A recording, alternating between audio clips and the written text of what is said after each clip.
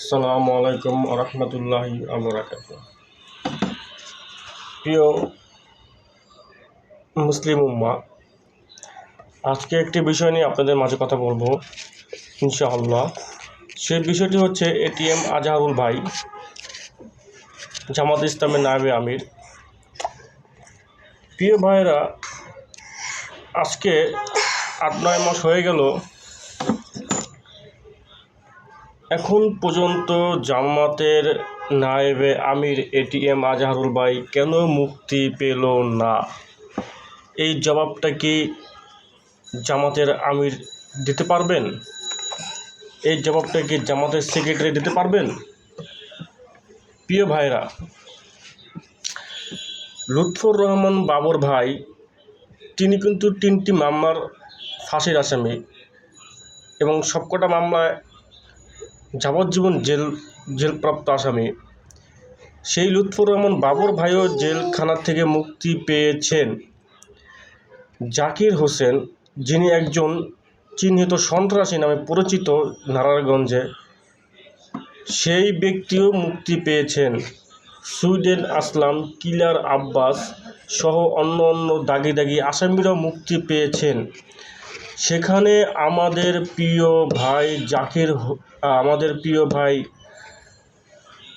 ATM Azharul ভাই এখনও কেন জেলখানায় বন্দী আছেন?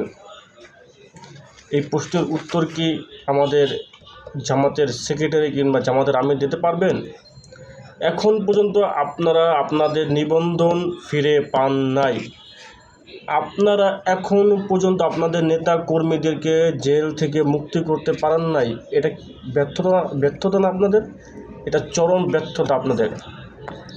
আপনারা তাদেরকে মুক্ত না করে, আপনারা তাদেরকে নিয়ে কোনো কার্যকলাপ না করে, শুধু নির্বাচন এটা ওটা নিয়ে আপনারা ব্যস্ত আছেন, সময় পার করতেছেন।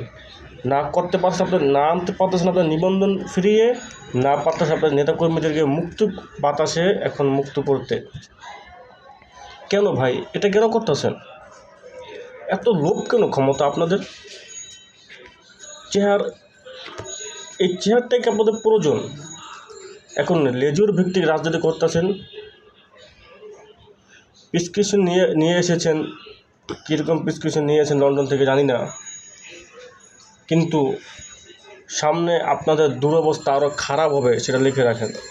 ভালো দিকে আপনারা যাচ্ছেন না তো, কারণ ভালো মানুষগুলো দেখুন কিন্তু জেলেই আছে। আল্লামা সাইদি রহমুল্লাহ যদি জীবিত থাকতেন, আমার মনে হয় না আপনারা তাকে বের করার মতন কোনো প্রক্রিয়া আপনারা করতেন না।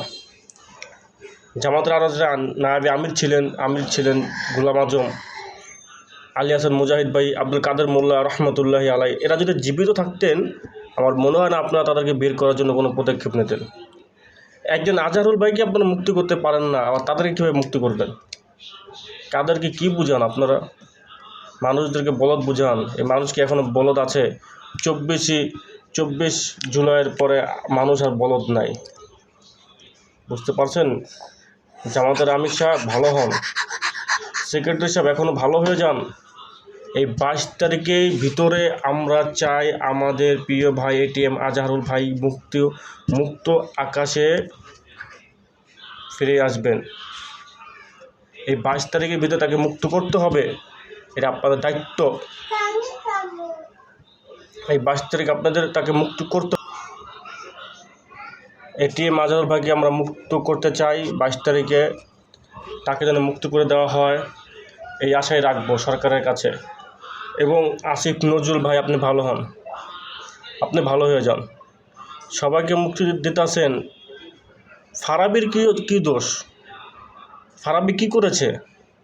নাস্তিক ব্লগার রাজীব হায়দারকে যারা মেরে জাহান্নামে পাঠিয়েছে, সে সমস্ত ভাইরা এখনও কারাগারে আছেন। তারা কি অন্যায় করেছে? তাদেরকে কেন মুক্তি দেওয়া হচ্ছে না?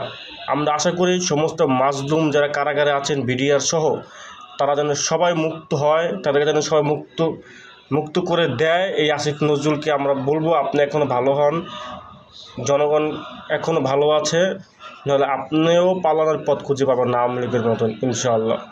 যারা মাজলুম আছে তাদেরকে মুক্ত আকাশে বের করে দেন। দাগি আসামিরা মুক্তি পায়, ভালো মানুষটা কেন মুক্তি পায় না? কেন মুক্তি পায় না?